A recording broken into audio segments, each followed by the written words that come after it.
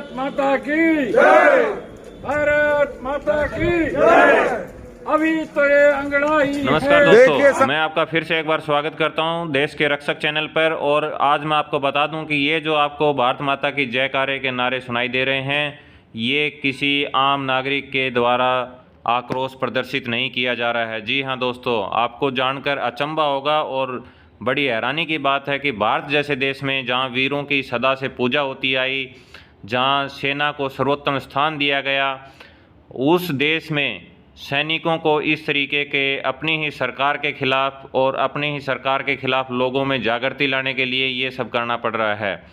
जैसा कि आप जानते हैं कि पैरामिलिट्री फोर्स के साथ भारत सरकार में दो सौतेला व्यवहार हो रहा है।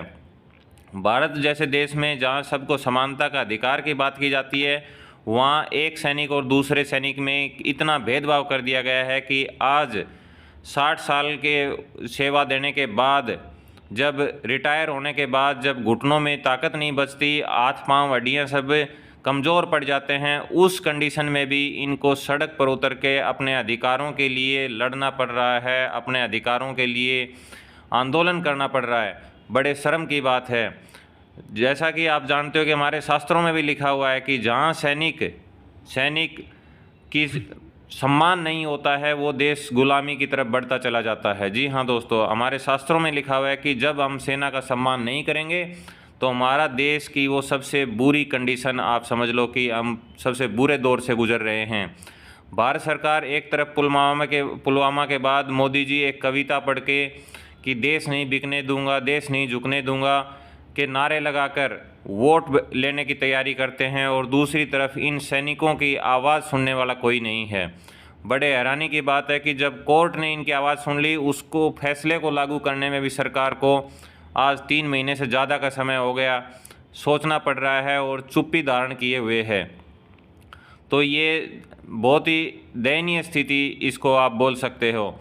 हम आपको बता दें कि ये जो प्रदर्शन जो ग्वालियर में किया जा रहा है, और ये मजबूर हो गए हैं सैनिक राजनीति में शामिल होने के लिए।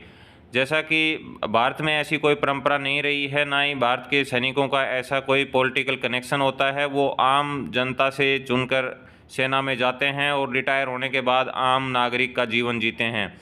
लेकिन ये राजनीतिक प्रोपेगेंडा में राजनीतिक रोटियां सेकने वाले लोगों ने इनको राजनीति का मोहरा बना लिया है, और इनको उस कंडीशन पे, उस दौर में लाकर खड़ा कर दिया गया है जहां इनकी आवाज़ सुनने वाला कोई नहीं है, और इनको अपने हक की आवाज़ खुद सड़क पर उठानी पड़ रही है। ग्वालियर में, जहां आप जानते हो कि आने वाले समय में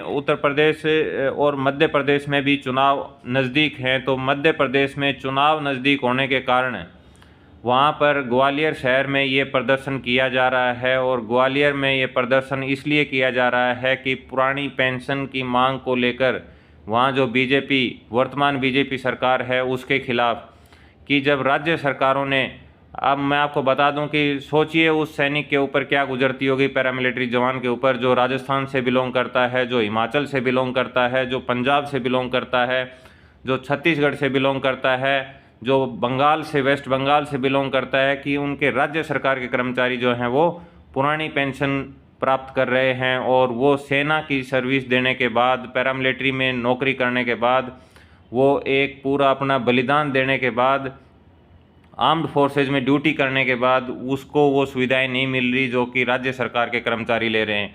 कितने दुविधा की बात है, कितने शर्म की बात है। हमें बड़ा अचंभा होता है कि कभी ये दिन देखना पड़ेगा। ये हमारे जो पूर्वज रहे होंगे, उन्होंने कभी नहीं सोचा होगा आज़ादी के टाइम सरदार वल्लभ भाई पटेल ने, कि जिस पैरामिलिट्री का मैं गठन कर रहा हूँ, मेरे हाथों जिसका गठन हो रहा है, उस संस्था को आगे लाकर किस मोड़ पे खड़ा कर दिया जाएगा। सरदार वल्लभ भाई पटेल की सबसे ऊंची मूर्ति बनाने वाली सरकार क्यों उनके आदर्शों पे नहीं चल पा रही है, उनके द्वारा खड़े किए गए संगठनों की सेवा को नज़रअंदाज करने पे तुली हुई है। हम आपको बता दें कि भारतीय सेना, हमारी सेना के लिए कोई कम रिस्पेक्ट नहीं है, हम उनको पूरा दिल से सम्मान करते हैं। लेकिन भारतीय सेना भी ये कड़वी सच्चाई है कि भारतीय थल, वायु और इंडियन आर्मी, नेवी, एयरफोर्स सभी जो हैं वो सीआरपीएफ के बाद इनका गठन हुआ है। सीआरपीएफ इनसे पहले की सेवा दे रही है और एक समय था आज़ादी के बाद कि सेना हो या आर्म्ड फोर्सेज हो या कुछ भी हो, देश की सुरक्षा के लिए सिर्फ सीआरपीएफ ही एक ऐसी संस्था थी जो सभी मोर्चों पे उस टाइम खड़ी हुई थी। लेकिन उसके बाद भी इसको नज़रअंदाज किया जा रहा है, पैरामिलिट्री को डिग्रेड किया जा रहा है और डिग्रेड करते करते यहाँ तक ले आए हैं कि राज्य सरकार के कर्मचारियों को, सिविल एम्प्लॉयज़ को ज़्यादा बेनिफिट मिल रहे हैं और उनसे भी नीचे इनको बिठा दिया गया है। बड़े शर्म की बात है। हम सरकार के गुजारिश करते हैं कि कम से कम अब तो इनकी जो सेवा इन्होंने देश सेवा की है, देश के लिए बलिदान दिए हैं, जो हालात झेले हैं, अपने घर बार छोड़कर, बीवी बच्चों को छोड़कर, माता पिता को छोड़कर, गांव को छोड़कर जो देश के लिए अपना जवानी कुर्बान की है, अब इनको बुढ़ापा कुर्बान करने के लिए ना उकसाए, ना मजबूर किए करे। इन्होंने अपना पूरा जीवन घर से बाहर गुजारा है और अब ये अपने अधिकारों के लिए सड़क पर आने के लिए मजबूर हुए हैं। कितने दुविधा होगी इनके मन में, इनके घर में कितनी परेशानियां होंगी, बच्चे जो हैं वो किस हालात में होंगे, सेटल हुए नहीं हुए, बच्चों की शादियां, उसके बाद आने वाली समस्याएं, घर के परेशानियां, कितने डिप्रेशन से लोग गुजर रहे होंगे आप सोच सकते हो। लेकिन फिर भी ये एक मजबूर हैं कि जो सेवा इन्होंने 35 साल, 30 साल, 35 साल जो पैरामिलिट्री फोर्सेज में जो सेवा दी, आर्म्ड फोर्सेज में, उनका इनको अधिकार नहीं मिल रहा, इनकी सुनवाई करने वाला कोई नहीं, इनको पुरानी पेंशन नहीं, इनको इलाज की सुविधाएं नहीं। इनको आप अगर बात करोगे कि अगर पुरानी पेंशन इतनी अच्छी है, जैसा कि भारत में हर नागरिक बोल रहा है कि अगर पुरानी पेंशन इतनी अच्छी है तो नेता क्यों नहीं लेते। मैं बोलता हूं कि जब 2004 में पुरानी पेंशन लागू की, पुरानी पेंशन को हटाकर नई पेंशन लागू की, तब जो पॉलिसी बनाने वाले थे, जो ड्राफ्ट तैयार करने वाले थे और जो उस ड्राफ्ट को लागू करने वाले थे, दोनों संस्थाएं, नेता और जो जुडिशरी के लोग हैं, हाई कोर्ट और सुप्रीम कोर्ट के जो जज हैं, उन्होंने अपने लिए वो लागू नहीं की।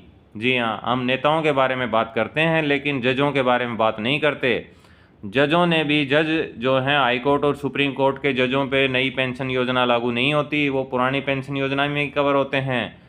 ये एक हिंदुस्तान की राजनीति का चमत्कार है, हिंदुस्तान की संस्थाओं का चमत्कार है कि आप जो है खुद अपने लिए कुछ और रखो, दूसरों को कुछ और दो।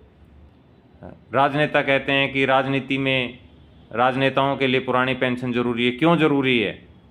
जब नई पेंशन के फ़ायदे गिनाने वाले लोग ये तो बताएं कि उनके लिए क्यों ज़रूरी है। और जजों ने, जब जजों को, जज जो थे उनको पता था कि ये पुरानी पेंशन अच्छी है और नई पेंशन ख़राब है, तो क्यों उन्होंने ये लागू करने के लिए, और क्यों वो सरकार का साथ दिया उन्होंने, और सरकार का साथ भी दिया तो उन्होंने अपने लिए जो है वो अधिकार रख लिए। हम पूरी तरीके से सहमत हैं कि आर्मी के लिए, आर्म्ड फोर्सेज के लिए पुरानी पेंशन रखी बिल्कुल अच्छा फैसला था। लेकिन जब काफ़ी लोग कैलकुलेट करके, काफ़ी संस्थाएं सर्वे करके बता रही हैं कि नई पेंशन स्कीम से ना सरकार का फ़ायदा है ना कर्मचारी का फ़ायदा है, तो फिर क्यों सरकार इस चीज़ पे अड़ी हुई है कि नाक का सवाल बना रखा है कि उनको इस बारे में सोचना ही नहीं है। एक कमेटी गठन कर दिया, वो कमेटी, उसमें कौन शामिल होंगे कौन नहीं होंगे, जो विरोध करने वाले, एक तरफा कमेटी जिसमें कर्मचारियों का कोई प्रतिनिधित्व नहीं है, वो अपनी तरफ से कमेटी फिक्स कर दिया। एक तरफा लिए गए फैसले कभी किसी संस्था के लिए, किसी सोसाइटी के लिए अच्छे नहीं हो सकते। ये तानाशाह का नतीजा होता है, तानाशाही इसको बोली जाती है। एक तरफा फैसले लेने के लिए कमेटी का गठन कर दिया। वो कमेटी क्या कर रही है, क्यों कर रही है, किस एंगल से सोच रही है, किस तरीके से कर रही है, किसी को कोई जानकारी नहीं। वो एक रिपोर्ट बना के दे देगी और नई पेंशन में सुधार करके सरकार उसको सोच रही है कि कर्मचारियों का भला हो जाएगा उससे, लेकिन ऐसा नहीं है।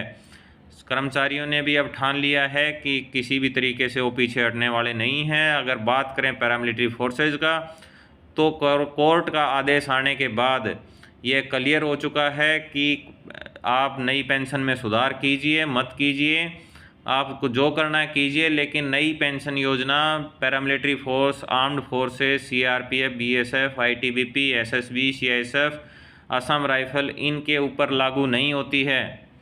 इनको पुरानी पेंशन का ही अधिकार मिलना चाहिए। तो हमें उस दिन का इंतज़ार है जब सरकार इस सच्चाई को पहचानेगी और इन सैनिकों को इनका जायज़ अधिकार देगी। मांगें और भी बहुत सारी हैं, लेकिन जब किसी आदमी की जान जाने को आ जाती है तो सबसे पहले उसको फर्स्ट एड दिया जाता है, उसके बाद में आगे का। तो ये जो है फर्स्ट एड की कार्रवाई पुरानी पेंशन लागू करके सरकार जो है एक पहला कदम उठाए कि पैरामिलिट्री जवानों को ये भरोसा है कि कोई उनका अधिकार की बात, सही बात, जायज़ मांग सुनने वाला है, और उनको नज़रअंदाज इस हद तक कर दिया गया है कि वो समाज का हिस्सा ही नहीं रहे। इस तरीके से उनको नज़रअंदाज कर दिया गया है। यह बहुत ही दुर्भाग्य की बात है। और इसका जो 12 वीक का एक्स्ट्रा टाइम लिया था 8 मार्च के बाद, वो भी लगभग पूरा होने को है, मात्र 1 महीना बचा है। अब देखते हैं सरकार का अगला कदम क्या होगा। यही उम्मीद है कि सरकार अपने जो बुद्धि का इस्तेमाल करे और जिन सैनिकों के नाम पे वोट लेके 2019 में सरकार ने फिर से बनाई, उन सैनिकों को कम से कम उनका अधिकार दे। दोस्तों, अगर आप भी पैरामिलिट्री के रिटायर्ड जवान हैं, अधिकारी हैं, तो आप भी अपने लेवल पर इस मुहिम में साथ दीजिए, क्योंकि जब तक कोर्ट में हम लड़ाई लड़ी रहे हैं, जब तक कि सरकार पर ग्राउंड पे भी प्रेशर नहीं बनेगा, तब तक यहाँ सुनने वाला कोई नहीं है। यहाँ छोटा सा एक मुद्दा जब वोट बैंक बन जाता है तभी सरकार उसको सुनती है, चाहे वो कांग्रेस पार्टी हो, चाहे बीजेपी हो। कांग्रेस बोलती है कि हम कर्मचारियों के साथ हैं। अरे, आप कर्मचारियों के साथ हैं तो क्यों 2004 के बाद उसको धरातल पे लागू किया उस रिपोर्ट को? और ये जो नई पेंशन योजना की जो मुद्दा था, वो तो स्टार्ट तो उसका बीज तो जो है कांग्रेस ने ही बोया था, और उसका फल लगने तक पानी भी कांग्रेस ने दिया। बीजेपी तो उसको एक बार सत्ता में आई, उस टाइम वो किस बुद्धि के कारण, किस योजना के कारण वो मोहर लगा दी और अपने गले में हड्डी फंसा ली। लेकिन कांग्रेस से हो, बीजेपी हो, किसी पार्टी से हमें कोई लेना देना नहीं। हमें मतलब है हमारी पुरानी पेंशन योजना से, और वो अधिकार हमें मिलना चाहिए। सभी से अनुरोध है कि चैनल को सब्सक्राइब करें, वीडियो को लाइक करें। धन्यवाद।